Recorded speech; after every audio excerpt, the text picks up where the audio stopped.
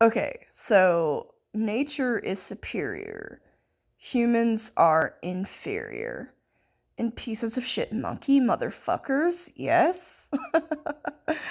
Definitely.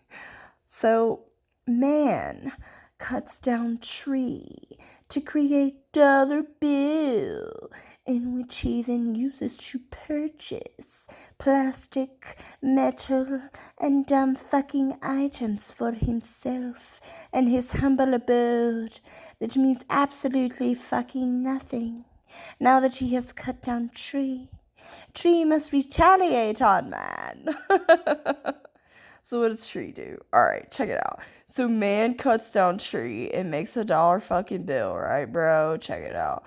And then man becomes slave to the dollar bill. Essentially making him nature's bitch.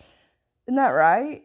Yeah, I think that's pretty much right. So, yeah. Man is nature's bitch.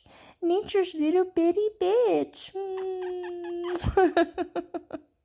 It's so fucking ironic, isn't it?